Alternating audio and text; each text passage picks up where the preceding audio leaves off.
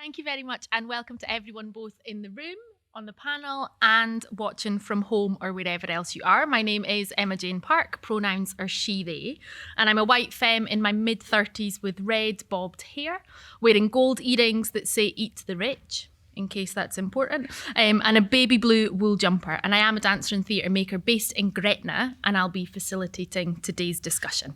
And in a moment, everyone on our panel will introduce themselves. They are here as an invited speaker, and I'd really like to ask you to notice that as they introduce themselves, we actually have a huge range of people in the room, from artists to community organisers to organisational directors. And I think this is really reflective of the nature of Culture Collective, that it really is a network that brings people who are working in different capacities together. And hopefully that's going to give us like a really rich basis for our conversation. I'd also really like you to note that everyone is joining us from a really different context. Some of the artists have very, very recently finished huge chunks of their project work. And in other places, the artists haven't started working yet. So if we can just be kind of mindful with each other, and also noting that it is almost December, been in a pandemic for a while if you haven't noticed, and different people might have different ways of contributing and just take different amounts of space around questions. And we're just going to make space for that, because if we can turn up kind of really honestly and be who we are and ask for what we need, hopefully we're going to dig even deeper into the big topic that is essentially place and locating ourselves in a place. So with that, I'd love to invite everyone to introduce themselves, and we'll just move along the line with a really short introduction of who you are, a short visual description, where you come from, and perhaps just like one line for now about the project that you are connected to. Okay. Hi, I'm Michael. My pronouns are he and him. I'm a neurodivergent white cis male in his mid-50s. I've got short brown hair, glasses, a few piercings, a couple of Wittgenstein-related tattoos, and I'm wearing a mauve jumper and blue jeans and green Converse. I'm a community development lead and outreach team leader at Whale Arts in Wester Hailes. However, I also work as an artist, academic and educator elsewhere in a different contexts, and I'll be participating in today's discussion. Thank you. Hi, I'm Robin Woolsey, she, her. A visual description would be I've got short brown hair. I'm wearing a bright red dress with very shiny black boots, a cosy black jumper, and I am a producer at Devon Projects based in Huntly in Aberdeenshire. I'm Natalia Palumbo. I'm the director at Devon Projects. I'm a white woman in mid-30s with dark curly hair. I'm wearing a cream dress and black leggings and black trainers. My pronouns are she, her. Hi, I'm Lucy McLeod. My pronouns are she and her. Visual description would be aging woman, 47, just be out and proud, with grey hair, a beige batwing jumper, the batwing, let's hear it for the batwing, jeans and kind of Converse trainers. I'm project lead for a Culture Collective project called What We Do Now, which is based in Dumfries and Galloway. We're a place hub in Langham, and I'm the director of Outpost Arts. Hi there, my name is Rory Laycock. My pronouns are he and him. I'm a cis white male. How you describe me, I'm in my 30s. I have short brown hair, currently wearing red glasses and a brown shirt. I'm one of the emerging artists on the What You Do Now project with the Stove Network, and I'm currently based within the project in Stranraer. My name is Mark Lyken, and my pronouns are he, him. I'm a white male in my late 40s with brown spiky hair, a zebra print top and black trousers and clumpy boots. I'm a filmmaker and sound artist who's been living in Hawick for the last 6 months as filmmaker in residence with Alchemy Film and Arts, working with individuals and community groups towards a feature-length film portrait of the town called Notes from a Low Orbit. And I've just finished production last night. I'm kind of knackered, so bear with me. Thanks. All right. So hello, everyone. My name is Lauren LaRose. My pronouns are she, they. I am a white passing, femme-dressed woman sometimes, in their mid-30s. I'm wearing a yellow jumper, a black blazer, black trousers, and black boots. And I have brown shoulder-length hair. I am the project coordinator at Alchemy Film and Arts as part of our culture collective project called the Teviot, the Flag, and the Rich, Rich Soil, which is exploring the borders, boundaries, and lines in Hawick. I normally know that, but thanks so much. Thank you so much to everyone for coming along. And I think before we get really into the discussion, it's important to kind of note two things. One is that we're trying to talk about something that is massive with a huge room of people. I've been shielding, so this really is huge for me. When I say huge, it's probably the most people I've seen in 2 years, which is great. So a huge group of people, a huge topic, and we're not intending to get through it all. I really invite everyone to take their time and to enter the room in the knowledge that we probably all really support participatory arts, or whatever words you use for this kind of work, and that we can enter this space because we are invested with a critical lens, so we can actually ask questions, leave those questions open, and we don't have to find any answers. Nobody here is positioning themselves as an expert. We're just people who are experienced in some ways in doing some things, as I'm sure some of the people watching are as well. So it's really for everyone to get involved. With that, I'm going to ask that as much as we're trying to squeeze as much in as possible, that in order to make the interpreters' lives easier, we just pace ourselves, and it also gives us some time to process information. And that as we speak, we invite contributions from everyone. So if you are watching from home or in the audience, please do pop your hand in the air if you have something you would like to add in. I'll try and manage the time because there is lots of us and probably lots to say.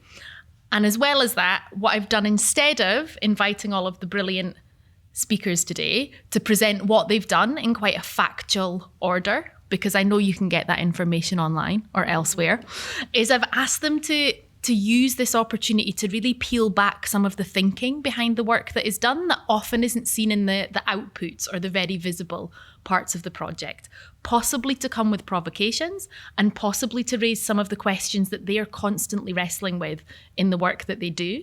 Because I think if we get straight into the really juicy bit of everything, we possibly will leave with even kind of richer and more specific questions that we can then carry on into our work. Obviously, you can find out more about the projects at the Culture Collective website. And if there's anything that you need in terms of information to be able to really engage in the conversation, don't hesitate to ask. With that, I'm going to ask Natalia to kick us off from Devon Projects with a provocation that you've brought for us. Sure. I'm going to read this provocation for the sake of BSL interpretation. But I can't really do much about my Glaswegian accent, so I'll try and just talk slowly. The Culture Collective Award came at a really timely moment for Devon Projects as a newish team transitioning from a previous 25-year directorship.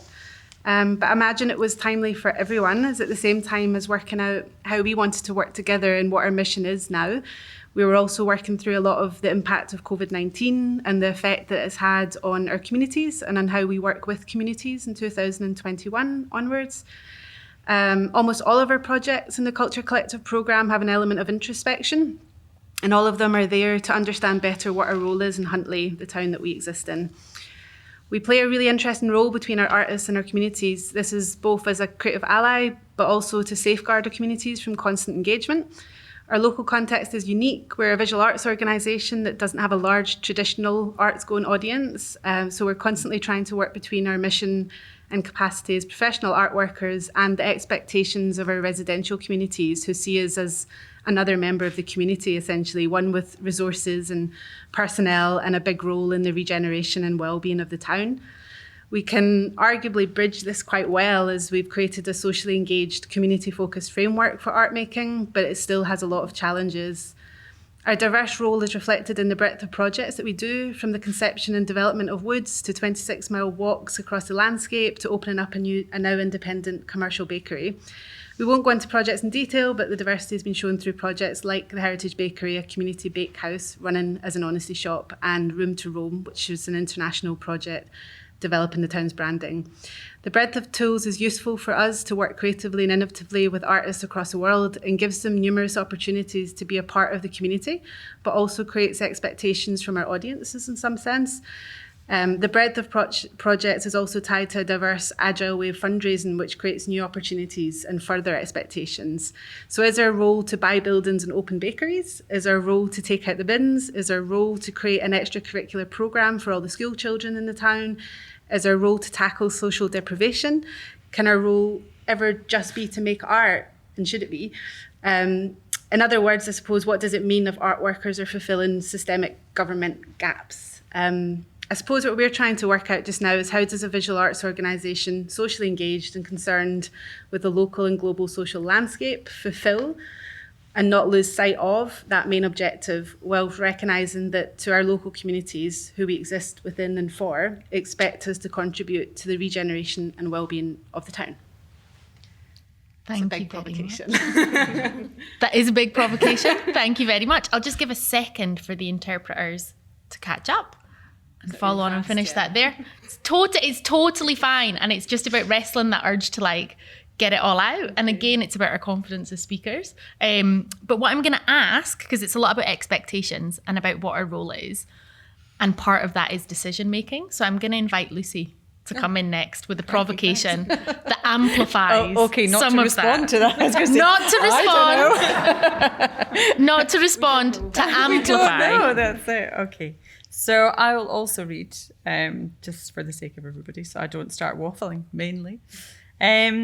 So yeah, my provocation, I suppose, is focused on decision making.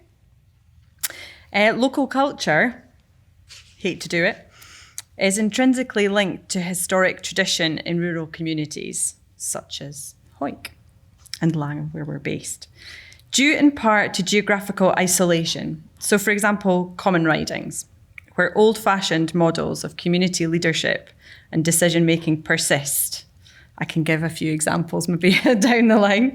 This relationship between culture and tradition trickles down to create an in my experience anyway, personally speaking, creates an inflexible approach which excludes people. And I've said mainly women and young people, but it could be other groups that I'm not considering there, from contributing and from taking part in decision making. So the questions that I think, because of that we as an arts organisation and me as the director of an arts organisation ask myself is how do we maintain and celebrate and honour traditional cultures like common ridings, whilst challenging approaches regarding the participation and access at a kind of social community level. And also, how does the issue of land ownership, which these traditions often tie intrinsically to, I'm sure we've all got, in sitting in this panel, experience of that. How does the issue of land ownership affect communities and how they grow and how they manage culture? Just small questions. Wee ones, Just small questions. Sorry. And lastly, to add to this balance of questions around decision and expectation, I would like to invite you, Michael, to share with us your thinking. Okay, thank you. I want to talk briefly about the role or roles of artists. The things I want to bring to the discussion today, and apologies for reading, but again, it will stop me going off the point.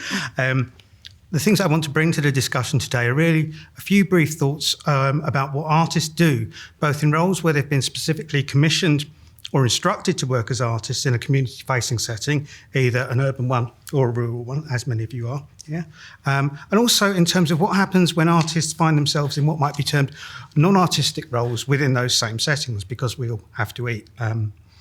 So what I've observed over 10 years in working in both of these contexts, at Whale Arts and elsewhere, is that for me and many of my peers who have similarly varied careers, there seems to come a point at which it seems to feel fruitful and useful to think about the work that we do as non-artists in artistic terms.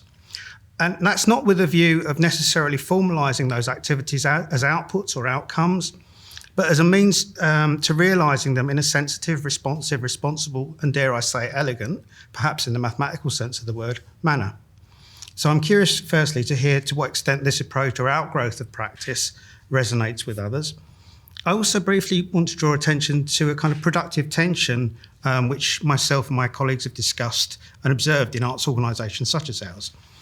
Particularly those who in the past couple of years have kind of really diversified their delivery, as many of us have, and often now have multiple competing aims in relation to different funding strands, i.e. community food provision, service delivery, promoting well-being, etc. And art can often easily slip into a kind of instrumental service to these aims at times. And while that's often good and sometimes necessary, it can result in the art being moved out of the way to make room for other priorities. And as for me, there's inevitably a kind of tendency at times of crisis for the making and doing to potentially be seen as less necessary in terms of sort of Maslow's hierarchy of needs. You feed people first, you make sure they're well, and then you give them art. And I agree with that, but also I kind of want to question and provoke around that too. So the art becomes perhaps less necessary. However, we try as artists to keep putting art in people's way, as my colleague at Slum Gothic, Marcus Hammond, says. So we keep reinstalling art at the centre of the conversation, even though it will necessarily get moved again. And what I want to try to articulate is that productive tension of knowing that you're not disagreeing with your colleagues. You know that different people have different priorities. Some people are funded to do well-being. Some people are funded to, do outreach or whatever. But art kind of runs through all of those things, and it gets kind of shifted. And I suppose I'm interested as an artist who's working in these contexts, as are many of my colleagues, in kind of what happens when we keep sort of putting that back in the room, knowing that it will be moved again. So I suppose what I'm arguing for is the sort of centrality of art and the way that it can kind of move through these other things that we attend to, but still kind of remain itself and not necessarily become instrumentalised. Thank you very much. So with that, everyone's just staring, a bit like, what do we do? I'd love us to bring it back to Culture Collective and the projects that have happened or been happening or will happen. So in terms of working in a place, whether that's a regional community or a town-based community, how have you set those priorities in your projects, and who has set those priorities? Does anyone want to kick us off? Well, I think, so I'm currently working in Stranraer, and myself and another artist, Hope London. When we've been thinking about, I think, going into a community, I think, of course, we don't want to disrupt initially, and being very aware of just listening and caring for that environment, what the other community have made. I think the tendency of maybe, we really want to see sudden change. We want to change it all and all that might be. But I think it's, with the nature of online and the speed of things, I think with community-based arts, there's this sense it has to be slower. And I think at times, as artists, we just have to be aware, step back and look at what's happening, and then be trusted. I think trust is a very important part of, when I'm thinking about working in Stranraer, and also trust with the other artists and the Stove Network about trusting us. I think trust is very important to break down barriers and assumptions. And I think a part of the question which I'm later thinking about is how are artists now viewed? I think the state of what an artist is and where it's moved to, back in, again, I'm 30 years old, but I've spent time in the commercial sector. How is the object viewed now? I think now in today's age, within the world, artists are maybe given, quite rightly, we need to do more, and we have to arise or give more questions to the environment. So, sorry, I have a tendency of muttering going on one, but I think trust, and back to Lucy's kind of thing, is traditional, dealing with traditionals really, because I am actually from Lang. I moved to Lang when I was 7. So I'm very aware of the traditional kind of the zones. Apparatus, isn't yeah. It? It's kind of it's been established. Yeah. The machinery is set. Yeah. And I think with that, it's just really understanding what that is, and then just welcoming that change and getting the community to welcome that different way of looking at it. So I'm wondering. And I'd like to nudge you a little bit, Rory. Go for it. If that's okay. You said at the start of speaking that we might want things to change. We might want to see change. And I wonder who the we is in that sentence. Who is the we? Who is the we that wants to see change? I think there's a really feeling now with think about climate change and everything, that we want change. And I think within these systems right now, within culture, that they can't, this is really interesting. We want things to change so rapidly, but it can't. And there's this interesting connection. But I think we all want change, positive. I think that's what's so wonderful about the Culture Collective, and what we hear on the panel to do is really to evoke change, think about change, and participate with that. And how? And do you come on in, Lauren? Sorry, is that all right? Yeah. I jump in. Well, I just want to answer the question in terms of who's setting expectations. I think for us, it's participants and our partners are setting those expectations are being co-designed with Alchemy, and some of the shift in terms of the way our engagement strategy is being developed, and partnering potentially with frontline services and our social services is because there's a real desire, talking about change, that, COVID-19 has exposed kind of deficit in the arts sector that has predated the pandemic. And that, if we say we want accessibility, if we say we want inclusivity, we have to have a just, as much as we want a just arts sector, we have to have a just society. So if we're working with communities and we're seeing barriers, to access not just to frontline services, but to arts, which are also integral, because arts often kind of dislocate, allow us to confront injustice and oppression. So I just think that that's part of the conversation as well, that things are being co-designed, expectations are being set in a collaborative way. And that change isn't like, change has to happen. It's not just a desire, it's a necessity. And when we speak of, the word co-design crops up a lot at the minute. I feel like I encountered it a lot in a lot of places. And I'm wondering, is that co-design with people who also want to see the same change as us? Or are there situations possibly in Alchemy where you're co-designing with people where there's a tension and they actually have different approaches? Or does anyone have experience of co-designing with anyone who possibly would be seen as at a different end of a spectrum to them? Yes, I think, sorry, just to quickly answer, and then I'll pass over to you. But part of working with communities is meeting people where they're at and assessing their needs, and that you're constantly building like a relationship, and relationships take work and negotiation, but they also take compassion.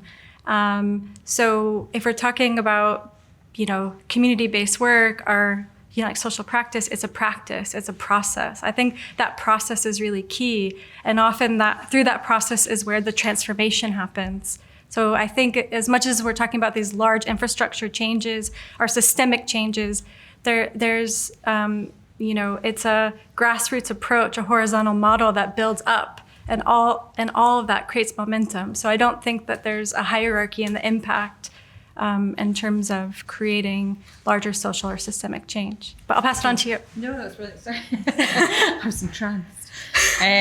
No, I was just going to say, yes, that is something that we confront quite a lot, that tension and that struggle, the dynamics there where people, I think it's managing expectations from our point of view often, maybe from their point of view. I think when you're a community organisation, everyone disagrees constantly, and people all want change, but they want some things to change. They maybe don't want other things to change because that goes in their favour, and maybe they have more of a say from a decision-making point of view if we keep the apparatus the same. But of course, if we want a more grassroots, where we're looking at access and equality, well, then the apparatus has to be challenged.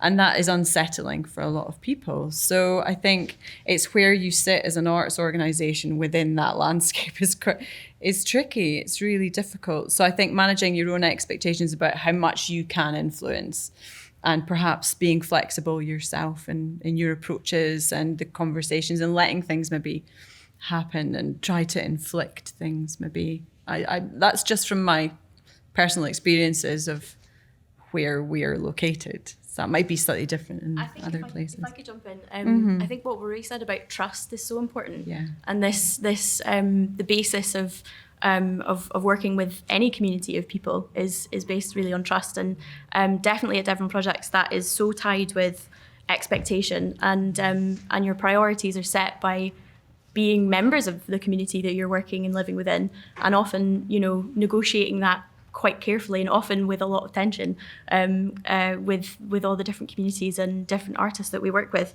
I think you also mentioned something about this desire for rapid change, and I guess I would challenge that a bit and say that what we're doing here is maybe an effort towards slower kind of change, and yeah, you look at the massive systemic issues that we're facing, and yeah, to take on those kind of expectations feels like climbing an enormous mountain. But working in Huntly, we've been trying to work in a slower way and make space for a lot more things, which just feels so necessary right now. And that space that's made as well, I feel like it can only lead to having a better relationship with various communities that we work within, because you build up trust, and you can have a kind of a shared goal, not necessarily co-creation, but the time to work on something together. Can I ask a Sorry, question? just- Of course, Natalia. No. But just to make sure, when I say fast change, I think it's really interesting about slow change. I'm not saying that fast change is a good thing or slow change. I think slow change is actually more important. I think it's, within the hyper-connected world, we view change from different modes of our nodes in the system. And I think, slow change is, it's more important than ever. It's the way we're viewing things moving within the whole thing of it all. But no, I think slow change is more important than appeared fast change, because it just appears from, we're not present within this change when we view other people changing. We're from afar. So within the community-based setting, it's more of a tangible change, which is the important change to our global structures of collectives. Yeah. Natalia, you want to ask a question? Yeah, I mean, it might be a bit introspective, but I think the way that Lauren spoke about co-creation, for example, and I think we've set a pace here about either whether it's co-creation or whether it's creating meaningful engagement. But I think we've established that it takes time, and I suppose the Culture Collective was supposed to address this idea of having longer engagements. And I don't know how the artists have felt about this, but because we have taken an approach of creating time so that we can be responsive and so we can build sort of meaningful engagement, we've not started a Culture Collective project yet. Yeah. And they're developing this, and I think in really interesting ways. But I guess I'm wondering how organisations in the Culture Collective feel about the timeline, and if there is space for this kind of working in reality. It's great, and I think there's the people on the panel, and there's maybe some people in the room, and I would quite like to amplify that question because being a member of a community was mentioned. Yeah, it's kind of 6 months or 6 months spread out over a period, and I'm curious as to how much you can be a member of a community in 6 months, or what are the tools to become a community member in 6 months? I don't know. Yeah, of course. Let's go.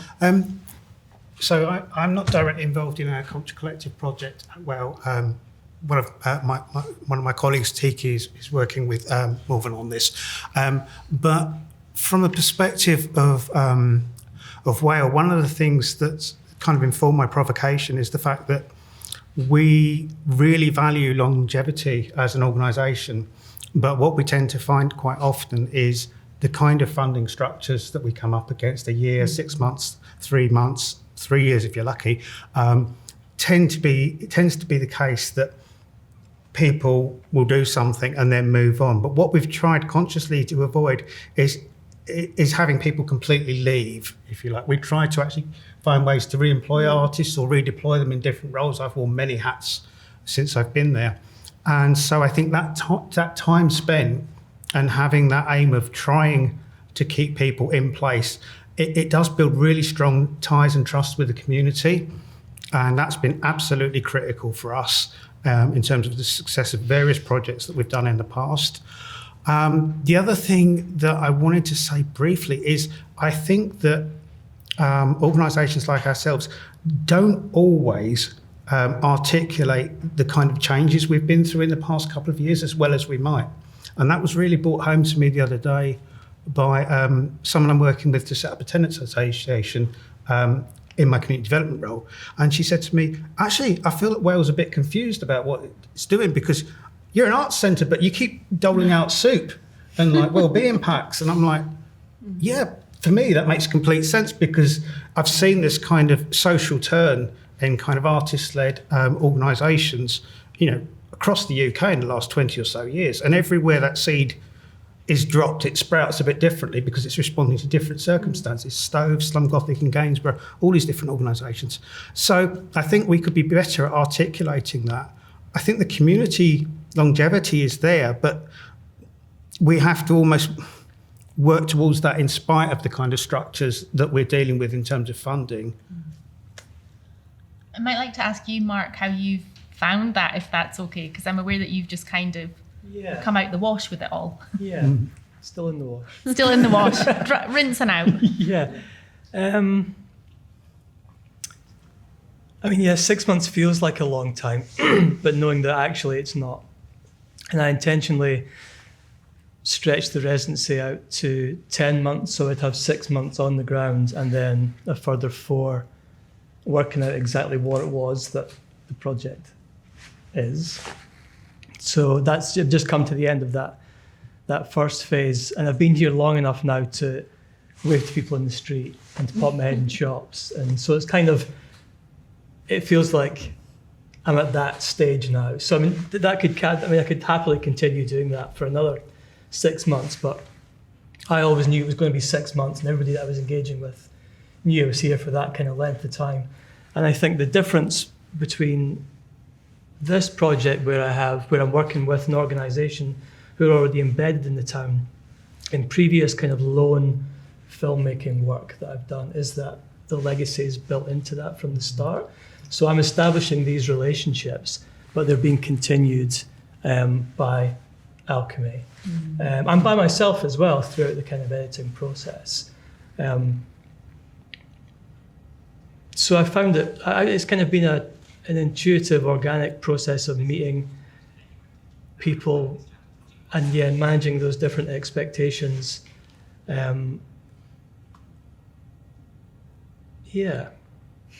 It's one of those things where I haven't had time to reflect on it yet. And literally, last night was the final shoot.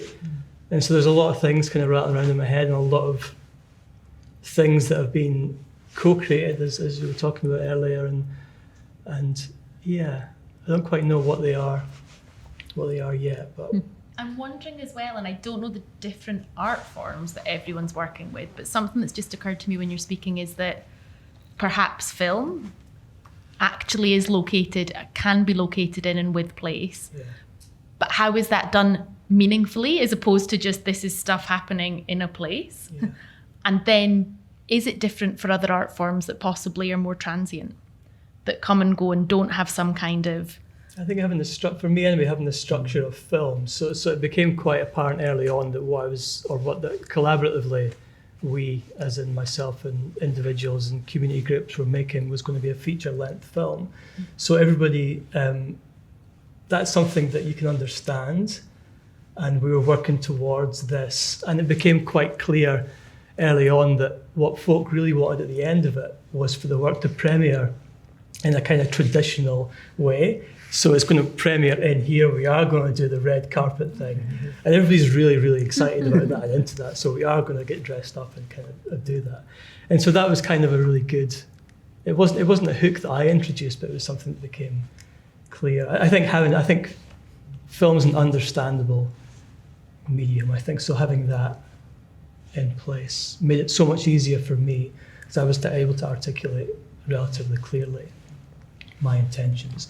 I mean, as to what that final thing is, I don't know yet. But certainly we were working on things individually in almost like a vignette kind of way. So that there's lots of different strategies that were employed to draw out conversations and things. Some of them were recreation, some of it was performance, some of it was more kind of documentary style observation.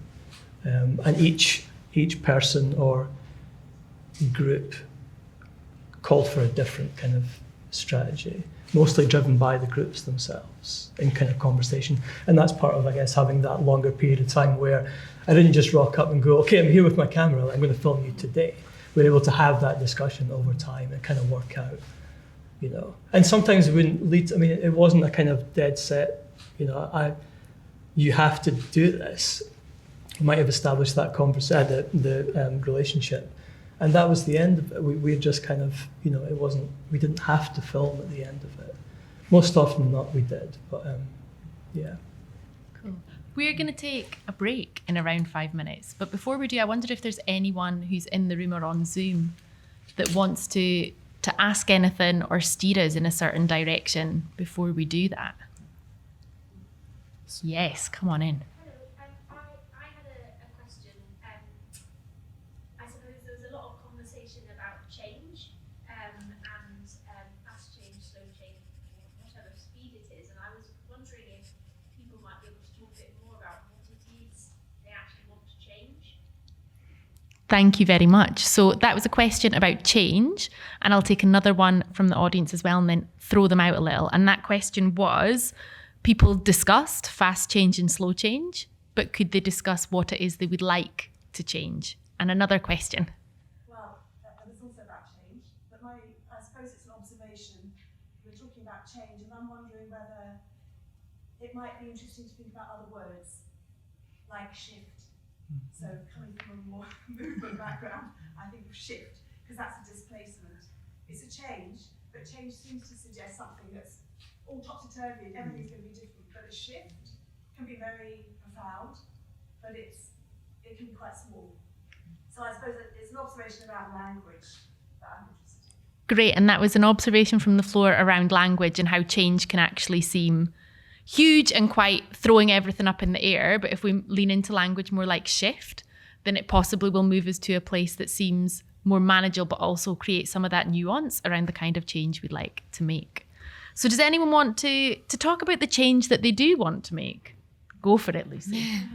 In Langham, we had identified through the What We Do Now project in Dumfries and Galloway, we have 5 place hubs, and they all dictated their own themes. So we identified, we're the people on the ground in the communities, the arts organisations, or the organisations who are the place leads for those areas across D&G dictated the themes. So we could build on work that we'd already done and, strategies that were already in place, or activity or activate. We could activate some of the areas that we were particularly interested in. So for us, it kind of leads back to the provocation that I set out at the beginning. It was ownership and voice. So they were the things through the project, through the 2 artists we wanted to change. And I think you're right about the language. It's, when I say change, I think find space. Really, for young people to have a louder voice and new platforms and grow new cultures. And through that, they dictate how things change, if they change at all, or it's on their terms. And the other thing is there's a real issue of ownership, which I think I kind of mentioned at the beginning, was so as to look at the issue of play and how we play and how families are involved in modelling that, and to kind of test some ideas and to be more experimental about how play is a community activity and a platform for socialising. And I think against the COVID backdrop, that was so crucial. Our outdoor spaces became really important. But in places like Langham, who owns what is a key issue. And it can be very disempowering for people who want to take part, but they can't because they can't access. So that whole issue, and so our artists are taking those issues forward and exploring them with the community. So, great, and there's a question that's just come in from Zoom as well. Thank you, Jenny, for sending that in. That I think relates to that sense of ownership in terms of sometimes the tension between local artists and artists who then move into a space. And I know with many of the projects, those calls have been national. Which possibly also proposes some issues in terms of 6 months in a rural context.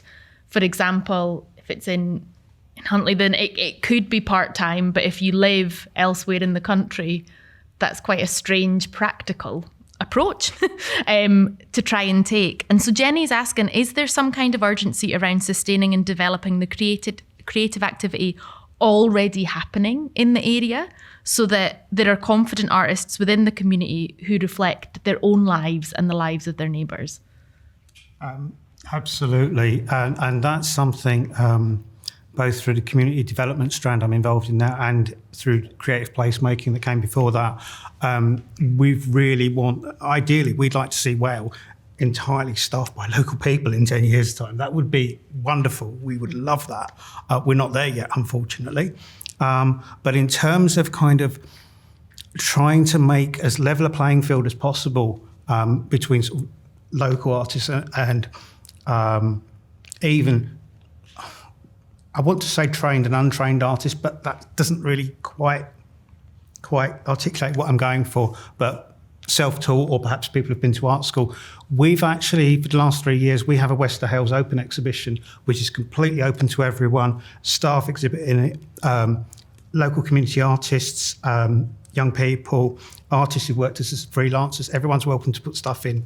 And what we've found is that's been amazing in terms of creating new connections, both between the works that get displayed and also hanging that is a revelation, because there's nothing there that doesn't belong. It all fits together one way or another. And it really does sort of start to take away some of those preconceptions we might have about professional arts practice. We get some amazing things happening through that. So I think, to answer your question, Jenny, yes, we very much think that that's something that we want to do and to continue to do, is to empower those local artists, but also not to turn them into copies of ourselves as being sort of insecure freelance, flitting from one job to another types. We offered someone, a local painter, a $3,000 commission to decorate some free little free libraries for us, and he turned it down. And we said, "Why don't you want to do it?" He said, "Because it's going to mess up my benefits completely." And I actually have I don't feel anxious. I have financial security. I know where my next check is coming from. If you give me that money, I have to declare it, or I worry about it, and then where am I after that? And it's like, you know what? You're absolutely right. I'm really sorry we tried to turn you into what we are. So there's all sorts of lessons around that. Absolutely. And I think that ties in nicely, just before we go on a break, a comment that's coming online from Malcolm Mackenzie, who is uncomfortable with the idea of the artist as the change maker, and feel that it's important to facilitate change by empowering and enabling communities to have the conversations that they feel are important. And I would add to that, in the way they need to have them for the lives they live that possibly other people don't understand. So with that, we'll take that thought into a 10-minute break. And then when we come back, we're going to watch a short film created here at Alchemy. Thank you very much.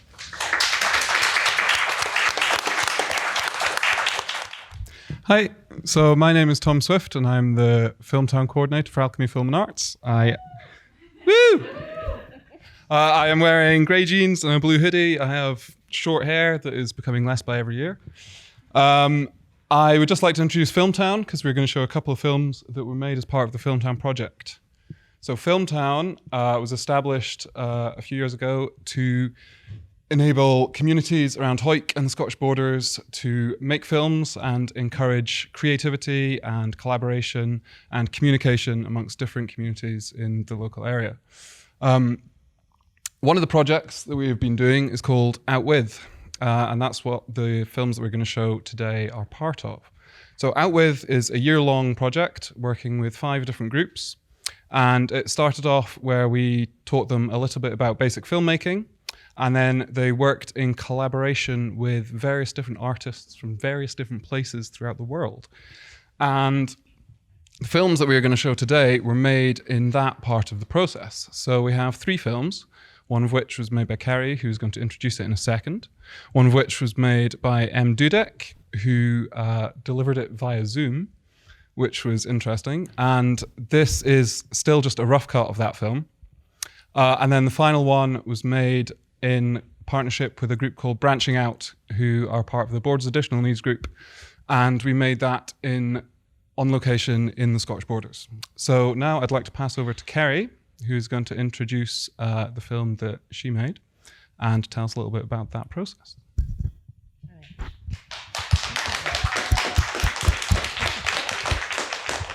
Okay, hello. Yeah, I'm Kerry. I'm a filmmaker, artist. I'm based in Galashiels in the Scottish Borders, just down the road from Hoyk. I came into the project. I worked for 3 days with 6 participants at Mac Arts, which is in Galashiels. I'm an experimental filmmaker, I guess, and I'm really interested in what happens when you put things together that perhaps shouldn't be together to create new ideas and new ways of looking at things. So I worked with the group introducing cut-up technique that comes from Dada and avant-garde collage. So we looked into that. We also watched some William Burroughs, who used that quite a lot of his poetry and films.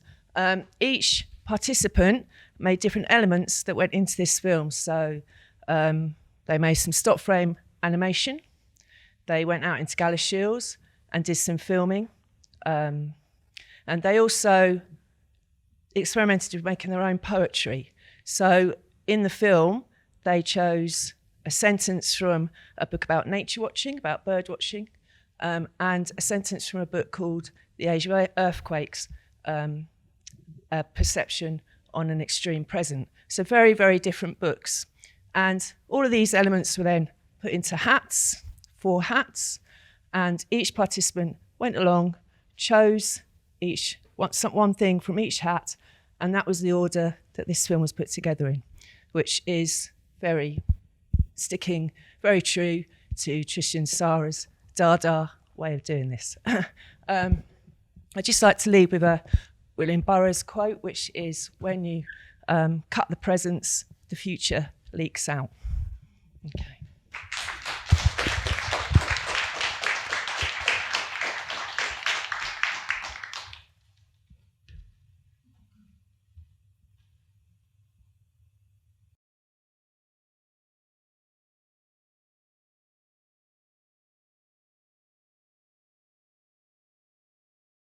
Sleep.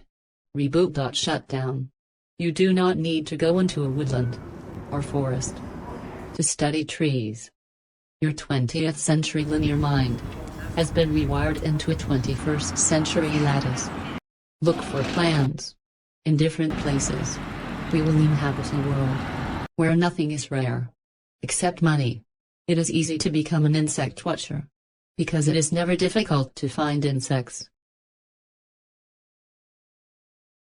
Sleep. Reboot. Shutdown. You do not need to go into a woodland or forest to study trees. Your 20th century linear mind has been rewired into a 21st century lattice. Look for plans in different places. Reboot. Shutdown. We will inhabit a world. You do not need to go into a woodland or except money. It is easy to become an insect watcher. Your 20th century is never difficult to find insects. Has been rewired into a 21st century lattice.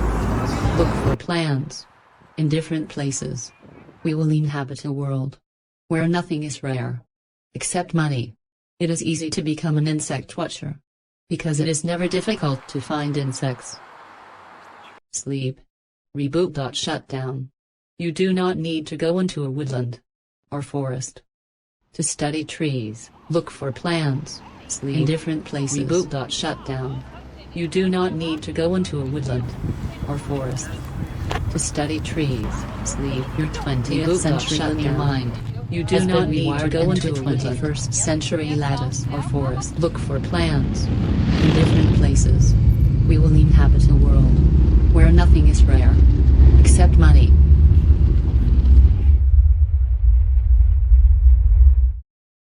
It is easy to become an insect.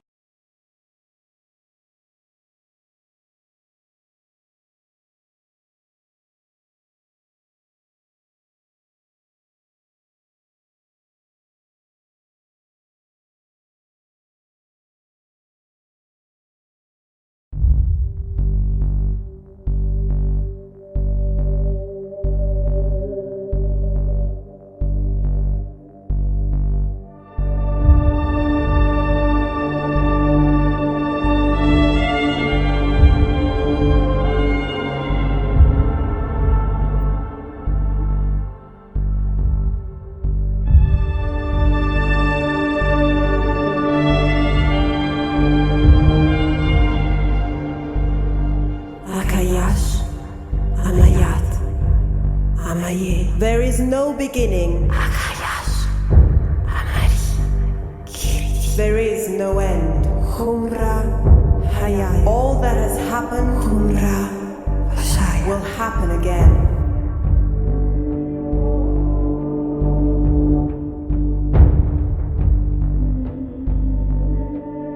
This is the story of the growing of a god.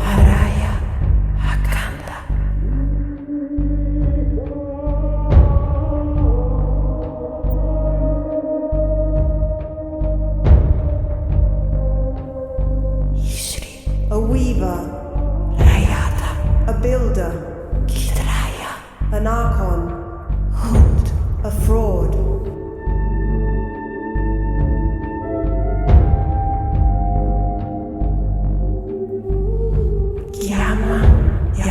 The mother of clones,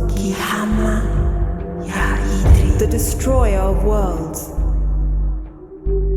the adept, the star mage, the star shrine, the crone,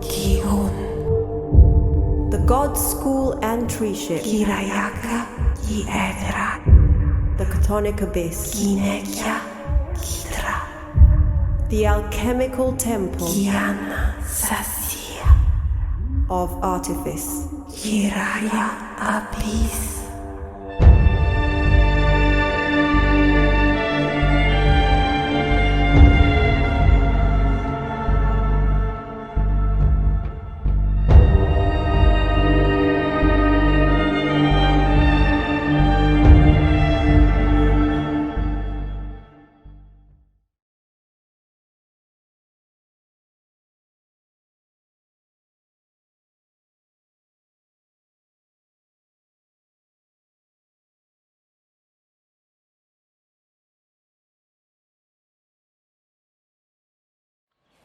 Hello, Mr. or Mrs. Tree. There you go. Hello.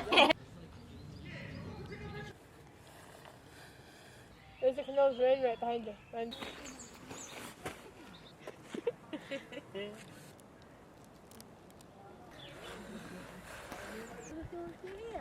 No. If you ever want to go to the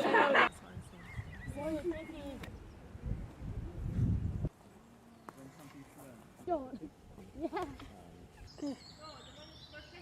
Olivia. I'm not sure I like that.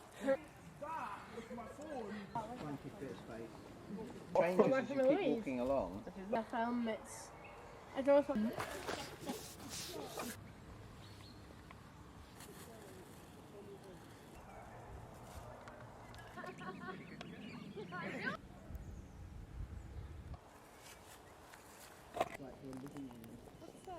Apparently there was islands.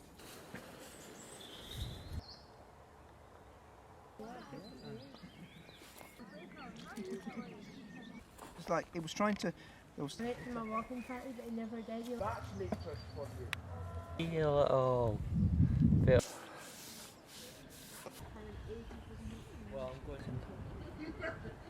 two mushrooms as well. Oh, I'm gonna. There's a canal drain.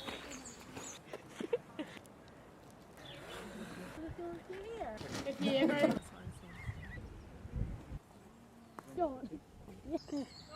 Olivia. I'm not sure. Changes as you keep I found it's.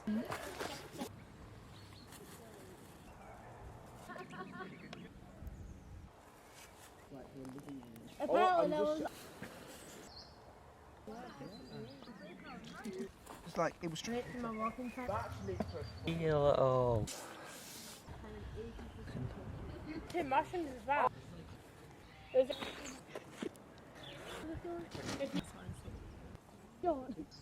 Olivia. Changes. I found. Apparently. I went to my. A little. two mushrooms. Two mushrooms as well. Oh, I'm gonna. Yeah, 1 second.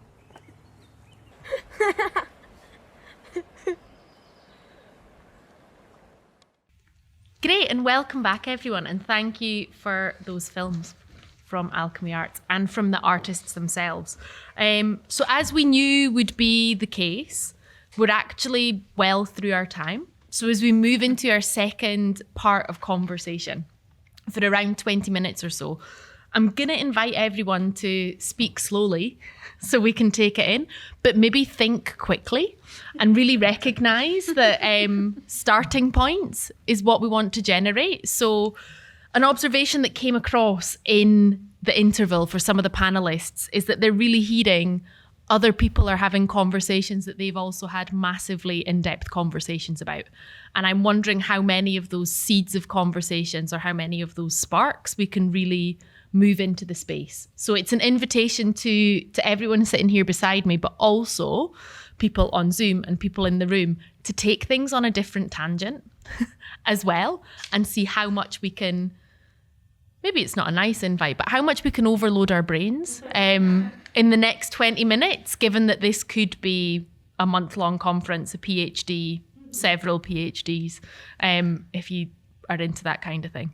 And so I'm going to ask Lauren to kick us off, and then Rory will come in after with some thoughts that have been working for them and really the questions that are at the centre of your practice. Great. Thanks so much for that, Emma.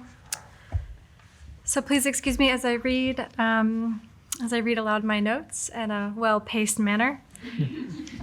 So thanks so much. I hope you enjoyed the films. So just quickly, Alchemy Film and Arts is a cultural organization invested in experimental film as a means of generating discussion, strengthening community, and stimulating creative thought. We connect artists and audiences within Hawick and the Scottish borders through a diverse range of year-round events, including exhibitions, commissions, residencies, like our wonderful filmmaker in residence right here, community filmmaking workshops, which you saw some of the outcomes of, and an annual film festival, which for the past 2 years has been successfully delivered online, largely through the kind of ability to work remotely to provide more access measures. So the town of Hawick, so as you know, we're in an old mill here in this building. There's a real live water wheel in the cafe that you can see, and our water wheel installation, a permanent installation which just launched last weekend. Sorry for the plug. Yeah! So the town of Hawick is situated in the south of the borders with a population around 14,000 people, an historic mill which grew in the Industrial Revolution. So it was once the fashion icon of British fashion, Hawick. And it provides cloth and garments around the world, and it does retain a small number of high-end garment makers, but the town has suffered from economic decline, even though there's still working mills in Hawick. And just a bit of background, the economic makeup of the community of Hawick, is mixed. So it's a mixed economic background, but has the largest population who reside in the highest 3 levels of scoring under the Scottish Index of Multiple Deprivation, living and housing association estates. So working alongside communities in a place-based approach has allowed Alchemy Film and Arts to partner with both frontline and social services during the COVID-19 global pandemic, meeting a digital gap that was further exposed during lockdown. Currently, there is a high demand for online services, if you will, and currently a waiting list to develop new partnerships. But some of our partnerships include Scottish Borders LGBT Equality, Borders Women's Aid, supporting survivors of domestic abuse, Scottish Borders Rape Crisis, Borders Additional Needs Group, including Branching Out, which is one of the films that you saw created just now. Happy, which works with adults with learning disabilities. Foster Care Connect, supporting foster kids and their carers. And NHS Borders, their suicide working group. So all of these partners have come to us wanting our expertise, specifically in digital media, but also we've been able to grow in filmmaking as well. So all this preface leads to our provocation, that acknowledging that COVID-19 has accelerated the use of and reliance upon digital media and the need for digital literacy and to have creative approaches to social, cultural, and practical barriers. How do we as organizations, as artists and art workers, create sustainable models of growth to meet this demand? And that's what I have prepared. Thank you. Amazing. Thank you very much, Lauren. Over to you, Rory. Okay, I've just I'm one of the emerging artists at the Stranraer Millennium Centre for the What You Do Now project. I'm actually collaborating with another artist, Hope London, so shout out to Hope, fantastic established artist, so she's wonderful. And so what we've been doing in Stranraer, we have currently, Hope and I, we've basically been speaking to the community, and they've been talking to us about eyesores in the town and particular areas in which have been troubled, what need renewed. So within the practice, what we're currently developing, just looking at the participation and how play as a model. So we've just started the project, or it's been a couple of months now, for the What You Do Now project.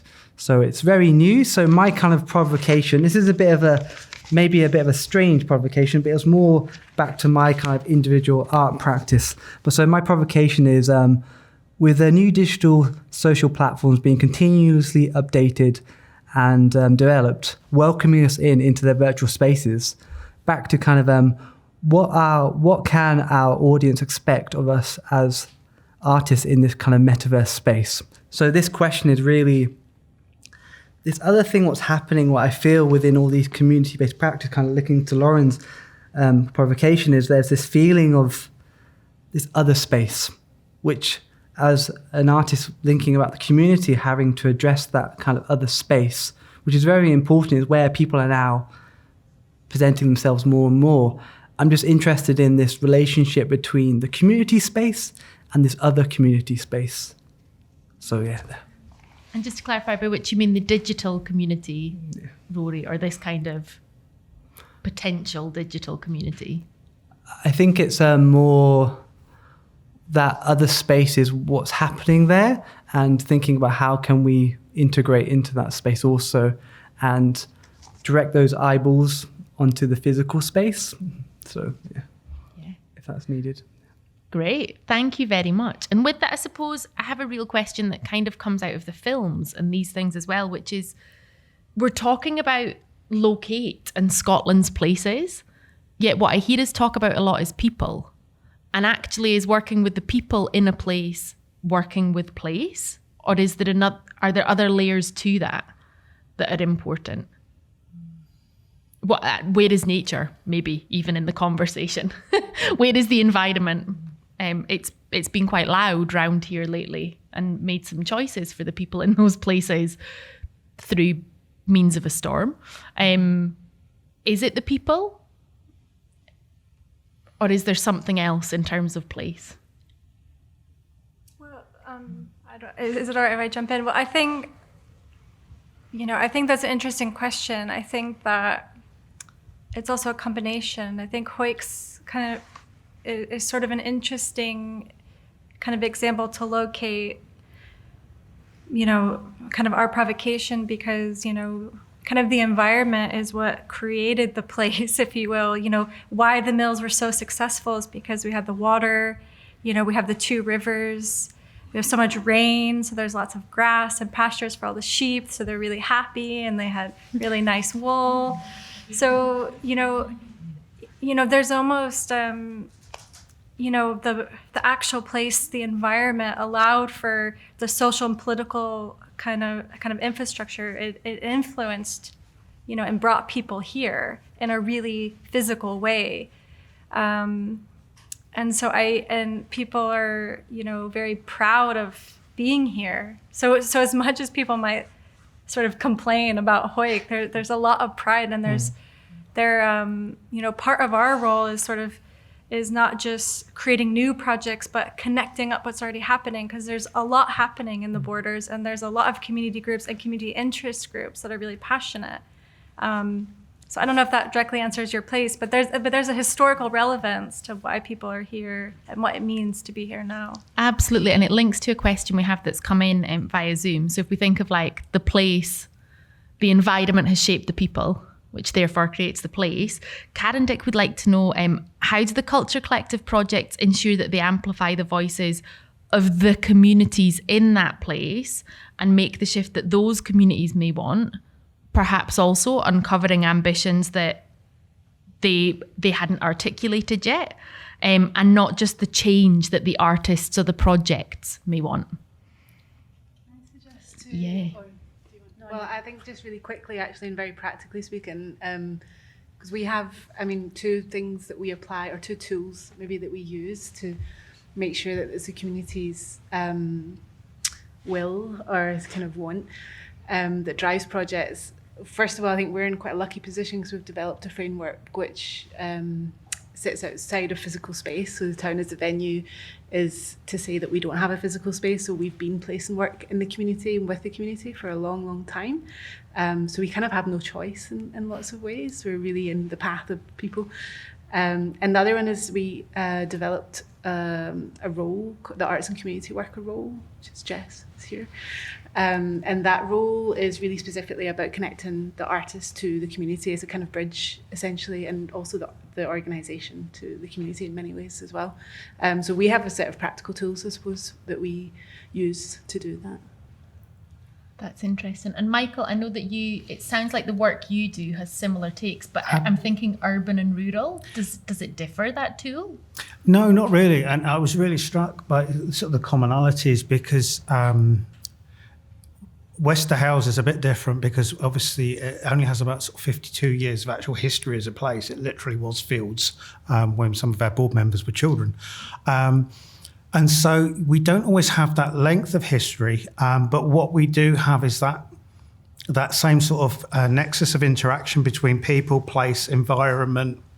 All of that kind of combines together. I think because there is a lack of history there, it can sometimes become a little bit enclosed, I suppose. We're very much a kind of, not victim, but we're very much enclosed literally and sometimes socially and mentally by the kind of the sort of 1960s and 70s and 80s urban design that kind of forms Wester Hales. So I think there are a lot of commonalities there, just not so much length of history. In terms of the how we kind of ensure that we give voice, in a way now it's kind of built into Wales DNA, sort of co-design and co-production, which can be problematic sometimes if it's not done well, is kind of written in to our applications that we will expect, and funders often expect us to really foreground those things and make sure that the people we're working with do have a voice in the project. We also try to strike a balance between valuing what the artist or practitioner can bring to the situation, but putting that on an equal footing with what the community members bring. Again, going back to the open exhibition, that's a really good example of just bringing people together on that level platform and saying, right, we'll make what you want of that. So we try to achieve that wherever possible.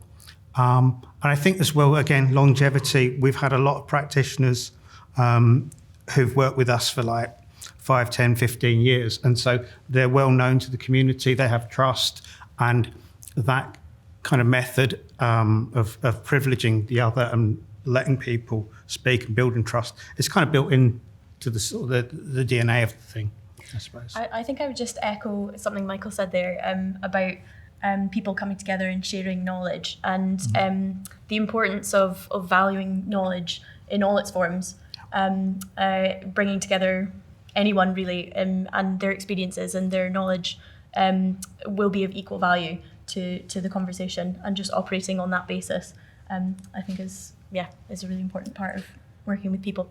Absolutely. And it makes me think of culture as a word, how we often associate it with the arts and heritage as opposed to a chippy tea on a Friday, which genuinely is the culture of where I grew up in Gretna, which, not that I've got a bee in my bonnet, is absent from all of these conversations all the time.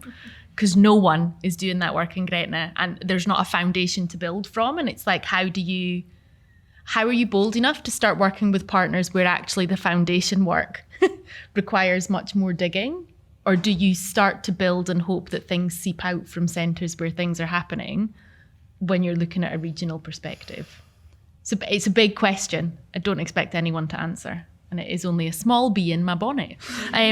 But with that, we have five or so minutes left. I'll see how much I can push. And I wondered if there's any other bees in bonnets or big thoughts that people would like to land. We don't have to answer everything. We just have to hear it. Quick observation, just on the chat, the digital chat that's kind of come about this this digital world that we live in. On the way down, we were chatting, and just last week actually, we don't have a paid Zoom account anymore.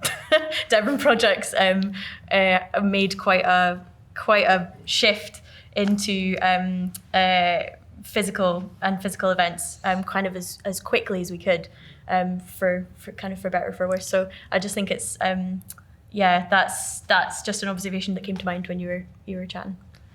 Yeah, I think it's with COVID, what's happened with it. I feel so honoured to be in Dumfries and Galloway, living here. I feel I think making things physical. I think with the metaverse thing, what happened with Mark Zuckerberg right now, I think this is interesting, quite rightly, an interesting pull away from coming back to the land right now. And I think it's very important. And I think these spaces of which we now operate, and there'll be a group of people will migrate. And so I think it's back to the idea of getting people to remember. I think getting people to remember this environment. I think people have forgotten the history, the wonderful things, and what have happened. But kind of my background, this is kind of an interesting observation, I think. But when I left school in Langley, I spent 10 years at a commercial sculpting company, Board of Fine Arts, as a design assistant.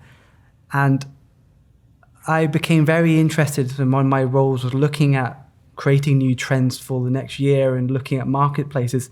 And unfortunately, that company, it folded in 2016. And I've become very aware of the product and how the product has changed. And then back to the idea of the process is that within the arts is that we really, I think it's the public, I don't know if this is back to my kind of provocation of what expected of us and how we view media is more about, I think as the artist role right now, or the culture, we're very interested in the process and extrapolating from the process. And so I'm rambling. So but I think back to the physical spaces, I think it's important that we take control and remember our spaces, because it's time to do it. I think if we don't do it now, I think something very severe will happen within the world. So I think it seems quite interesting. It's a good kind of example of, I suppose, how different organisations operate in different places, because it feels like we're not wrestling with that, right? I mean, but I think you are. Yeah. I actually think you are. I think you're doing it even very importantly, and even by not saying, I think you are. I think we're all I think we are investigating it. We are making, even if a conscious step by doing this work in which we are addressing all those things. So I disagree. I think you are. Importantly, you are. Yeah, to be seen. Yeah. There was a bee in a bonnet, and maybe it isn't a bee, but yes, feel free. So my observation today is that we're talking a lot about working with communities, and I think my big observation is that it would have been really interesting to maybe have someone on the panel who has been through a project with an arts organisation and their perspective.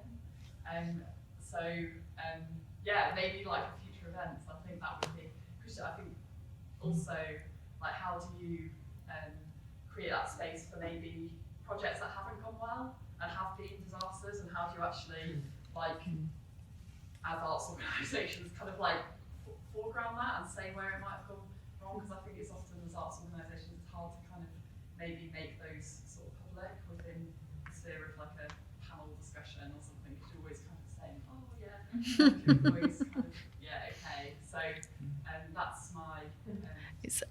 A great observation for in the room. I just repeat it for the people who are at home, that actually what is missing from the panel is a community member who's been involved in a project. And that's complex language possibly as well, because maybe we are also community members in our communities, but how are we tainted? Strong word, wrong word. We'll think of the right one later. How are we tainted by the other agendas that we then have by being artists or cultural managers or whatever those roles are we still a community member in the same way? And how would community members who aren't artists, how do they see that actually? Maybe it's not for us to answer. And the second one is, where is the space to talk about all the stuff that has actually failed unashamedly? And I'm amplifying your B now, like, who judges that failure is a huge question. Can I just make a short observation? I can't talk on behalf of the part. I think that is missing. But I think the Culture Collective is a place to talk about failure, and I think we have created one of the projects in the Culture Collective is to basically just to look at our failure. In those, I mean, I've been quite simplistic about it, but yeah, I think that was a big drive for probably lots of the projects, but especially one of them that's going to address that quite directly. Yeah, and I would recommend following that online. There is a Devon project. It's going to be a project that is called Room to Fail, and we'll see if it is willing to fail publicly. I ask that really. The invitation is there, but who knows? Anyway, so yeah, every day. Yeah. Sorry, just Yes, quickly. Lauren. I just wanted to sort of clarify around our provocation as well. As I think with all the organizations on the panel that, historically we've developed strong strategies in terms of our social practice and developing meaningful engagement, and our sort of approach, to the provocation was also really looking as art workers who a lot of times are artists and can be just as vulnerable as people working in the communities. I think it's really important to not have an us versus them dynamic, because it's more complex than that. So how do we also support ourselves and support, how can Culture Collective and Creative Scotland support artists and art workers, people working in institutions, so that this work is sustainable and manageable and can grow in a way that that doesn't disenfranchise art workers who are just historically very underpaid. And it can be an inaccessible kind of sector for people who are kind of living with disability and chronic illness, who have intersectional identities, are multiple, like protected characteristics. So that's sort of the root of my provocation, just to make that clear. Thank you. It's super clear. Thank you, Lauren. And with that, because we are coming to time, and I'm going to be really cheeky and push my luck, because it is about starting points and planting seeds. You don't know I'm going to do this, but I'm going to ask everyone who's sitting up here with me to very quickly think of the question that they're leaving with or wrestling with that hasn't been voiced at the minute. And I'm just going to quickly ask you to go along and, without over contextualizing, say that question. And that question could be, how do I have time to ask the questions? That is also fine. Sadly, you're beside me, Michael, for you. This is what you get for being late, isn't it? Yeah, sorry. Sorry. Okay, so really quickly, something that I think is common across a lot of practitioners and a lot of arts organisations is a kind of shift, and it certainly happened in my practice over the past 20, 30 years, and I think it's happened with a lot of my peers, a shift from the object and the making to site-specific making, starting to think about context more, and then realising that people are part of that context, so the thing just keeps chunking out. And then I find myself basically, after 30 years, becoming a community development lead and also an artist. And I'm interested in that sort of model of social practice, which isn't relational aesthetics and is something slightly different, because it always has as its core some sort of making or materiality. It doesn't have to be an object, it could be a film, it could be anything. Yeah. But what is, I think I would like to, how do we articulate that better? Because I think it's something that's common and I think it's under-articulated. So I'm interested in the conversation about that going forward. That's amazing. I'm now going to ask everyone to be super speedy because I am pushing my luck. And you might notice that I'm just not looking at Marvin. To do that, I'm just going to keep looking this way. So just a blast of questions and starting points. Yeah, Let's go. I'm not going to be as articulate as Michael. I think that's a really good question. Mine is always one I continuously come back to, which is who takes out the bins? It's back to roles and responsibilities. I'm just going to sit with Robin on this one. Crikey. I think how do we safeguard our own well-being was something I was going to, just exactly what you said about kind of making sure that we're looking after ourselves in all this, and we are, that is hugely important. So that's the thought I'm going home with, because we're working on a health and wellbeing project as well. So linking it to that. Sorry. I think same kind of thing, but I think just it's more a statement. Just keep going. We just got to keep doing this. Sorry, that's kind of not a question, but just be mindful of what we're doing, and just if there's support, get the supports and just keep going. Sorry, it's not there. It's really raw for you, Mark, because you're really just coming out of editing something big. So I've been thinking about the ethics and consent of filmmaking a lot. So there's a lot around that. I don't always get it right, or I hope that I do, maybe I don't. But that's an ongoing kind of thing. Amazing. Yeah. I would say for me, it sort of comes down to how do we resist what doesn't benefit the communities we work with, and how do we renew and reimagine, a more just world that we can all thrive in. Amazing. And I think I'm genuinely leaving with how do we make space for all of it, to really dig it in and not just take out the bins, but dump everything out of them and rattle through it and see what we've chucked in there accidentally. I'm going to go bin ratching. Before I do that, I'm going to thank Morven and Catherine and all of the people who've spoken here today. And we have a brilliant list of people who have worked hard to make the event as accessible as possible. Louisa, Sabine, Karen, Mark, Lindsay, and Robin on tech. And I'd like to thank you all for coming, and the people at home. And please do think about it, smash it out on Twitter, talk to anyone in the room if you're here, blast your last comments in the Zoom chat, because it's massive, and it needs to be massive if we're ever really going to do the work that we think is possible with the people who want to get on with it. So thank you very, very much. Thank you.